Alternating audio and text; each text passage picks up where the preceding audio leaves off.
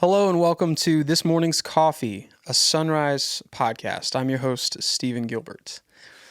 I decided on calling it a Sunrise podcast versus a motivational podcast because I think there are too many things that we just label as motivation or motivational this day and age, and I think the actual intent is lost a lot by just calling something motivational. And the sunrises have always seemed very hopeful to me. I've always thought if you can just set your perspective to treat each day as a gift, to treat each day as a chance to get it right, then you're on the right track. But the intent of this endeavor is to bring a unique approach to chasing dreams, conquering goals, and basically encouraging each other to believe in ourselves, that no dream, no goal is too small or too big and unachievable. So today I will be sharing a story about Kobe Bryant and my idea of the rule of 1%, thing I call the rule of 1%. And I Googled the rule of 1%, and nothing that I am going to say came back. So I think I'm in the green on that one.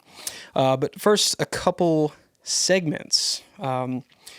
This morning's coffee is brought to you today by Fan & Goat Coffee in Spring Hill. And I'm not saying they're a sponsor. I'm saying literally the coffee in this mug is from the Fan & Goat Coffee. I have it right here. Cabra Loca. It's a medium dark roast blend. Baker's chocolate toasty caramel. It's fantastic. And if you're one of the 12 people that will listen to this podcast and live in Spring Hill, you should go to Fan & Goat. They make good coffee and they're great people. This is a segment that I would like to call Things in the News That I Found Interesting Unrelated to Politics. Nice. I've asked my producer, Seeger, to be in the room here with me, so I'm not just talking awkwardly to open space. Turns out it's awkward regardless. NASA announced in October that they found water on the moon. Did you know that, Seeger? No. Yeah. We all breezed by that real quick. It was on the news for like half a day. Water on the moon. Okay. Yeah. I found that interesting. This is going along swimmingly. My next segment is called Random Facts About Coffee. Did you know that in ancient Arab, a woman had legal grounds to divorce her husband if he failed to bring her fresh coffee? Did not know that. On the website that gave me that fact, cited legal grounds as a pun, as a coffee pun. Nice. So the whole damn thing's a joke. No, it said that was actually on the books in Saudi Arabia. All right. I'm not going to look it up. So, Neither will I. yeah. And I think our final segment here before we get in to the meat is called How About Some Cheese?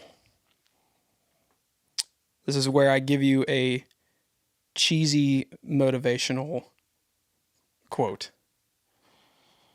Here it is. Okay. How about some cheese, Seeger?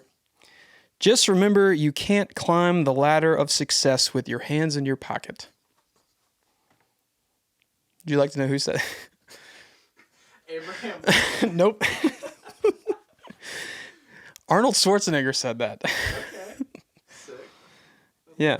Just remember, you can't climb the ladder of success with your hands in your pockets. Arnold Schwarzenegger. Oh, man. Now for the meat. Okay. Or maybe I shouldn't say now for the meat because I want this to be a vegan-friendly podcast. I want vegans to feel comfortable listening to this. Basically, I just want Zach Beatty to hear me say that and make a comment about it. All right, so I said we're going to speak about Kobe Bryant today. Kobe Bryant was actually one of my heroes who tragically passed away January 26th of this year in an unfortunate helicopter accident. And this is not by any means going to be a sports related podcast at all. There's a point to me telling a story about Kobe Bryant. The day of his passing, of course, all news outlets were covering it. ESPN, of course, very heavily covering it. And a lot of the analysts on ESPN knew Kobe Bryant personally, had played with him, et cetera, what have you. And Jay Williams, excuse me, former basketball player from Duke University, shared his most memorable Kobe Bryant moment. And I'll never forget watching it. I will never forget the impact that his retelling of his Kobe Bryant moment had on me, which in effect is kind of, the point behind this podcast. So Jay Williams, which, just to let everyone know who he was, he played for Duke University. His number has been retired by Duke University. He won the national championship with Duke in 2001, and he was the college player of the year in 2002. So this guy was no by any means slouch of a basketball player. He was drafted second in the NBA draft that he was taken in. Unfortunately, his career ended very early because of an injury. But on the day of Kobe Bryant's passing, he was telling his favorite moment that he had with Kobe that impacted his life, and it went as follows. And I'm going to paraphrase, but I know that I've gotten it pretty close. So he spoke about how he was with the Bulls at the time, and the Bulls had gone to LA to play the Lakers at Staples Center, and it was his rookie season, and he had this motivation. He was like, I'm playing Kobe tonight, and Kobe Bryant and the Lakers were the returning champions, so they were the defending champions that season, and he's hyped up for the game. He said, I'm going to get down to Staples Center as early as anybody, and I'm going to shoot, and I'm going to make 400 shots before the game. This guy is hungry to get out there and give Kobe a run for his money that night. And so he said when he showed up to the Staples Center to shoot, Kobe was already there, and he was already drenched in sweat, so he'd been there for some time. And so Jay gets to work on his shots, and he tells that he made his shots. He did his 400 made shots.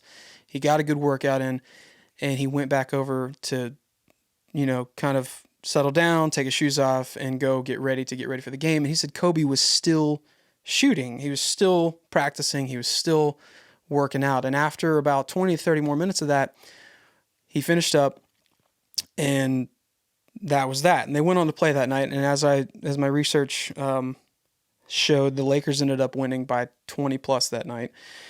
And so Jay said he caught Kobe after the game, and he said, I'm trying not to fanboy because you're Kobe Bryant, and I just really have to know how you do it, man. He said, you were there before I was there. You had already clearly been working out for hours. You worked out past my workout.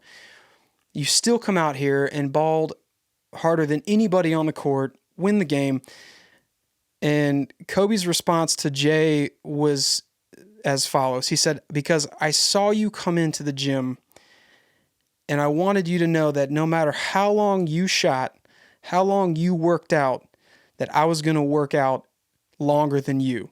I was going to outdo you, no matter how long you were there working out. And that, that mentality, that story stuck with me so drastically. That mentality that somebody could approach a matter as like, I saw you and I changed my plans because I wanted you to know that I was going to outwork you no matter how hard that you worked. And that is a championship mentality. Kobe Bryant was a 5-time NBA champion. He was an 18-time All-Star.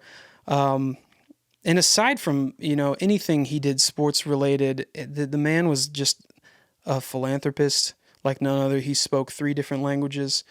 One of the coolest things that I think I've ever heard about Kobe Bryant was that he used to sneak into hospitals by going up back stairs with his crew to visit children and people in the hospital because he didn't want media or he didn't want anybody to know that he was there. A lot of times he would get requests to do things like that, and normally the first thing out of his mouth was, yes, I will absolutely do it. I want zero media coverage of it because that's not what he was in it for.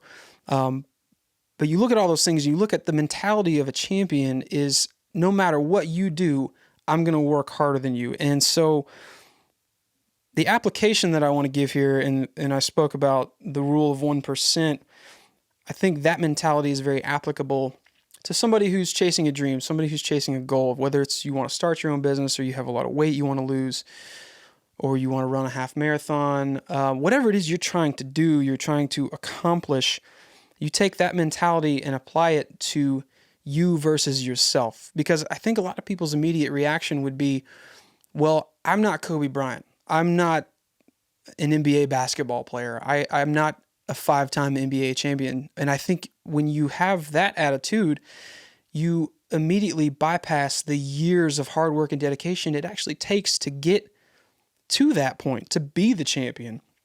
So my take on the rule of 1% is this: if you have a dream or a goal that you're chasing, if you can do something every day that is progressive to that goal, no matter what it is, you can spend time in your head planning on what you want to do the following week, or, whether you put $10 in a savings account every couple days, no matter what it is, if every day you can find a way to put 1% of effort in progression towards your dream or your goal, you're eventually going to get there, because it's simple math. If you are always doing just a little bit more, you'll get there. And I think a lot of times our desire to have something or to chase a dream, you're like, yeah, it'd be really great to lose a lot of weight, or it'd be really great to start this business that I want to do. It'd be really great to be a singer, or whatever it is you want to do. There's no end to the examples. You think about that in your head and you go, man, that would be so fantastic. And then I say our because, this applies to me just as much as it does anybody else. Our desire to have something and have it now is so great that we don't think we can spend the time to actually get there. And so that actually trumps what you would need to do anyway to get there. And so if you can always remember that no little, there is no such thing as too little when it's applying to your to chasing your dream.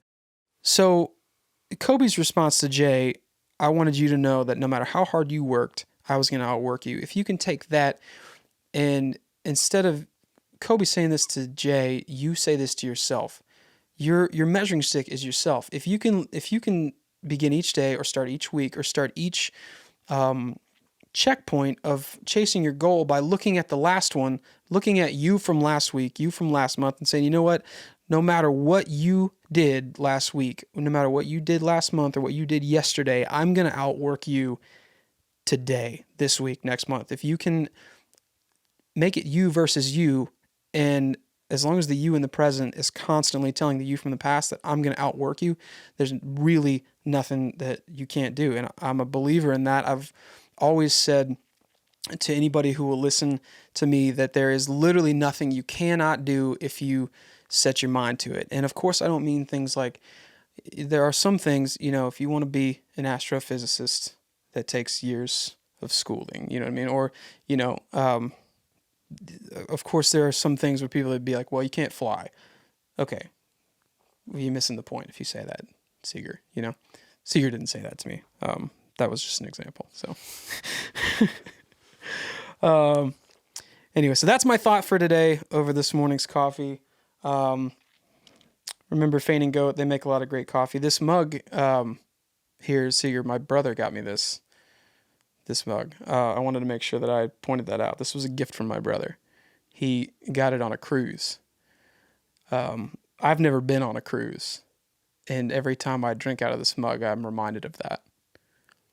So, thank you. I would like to thank our sponsors for today,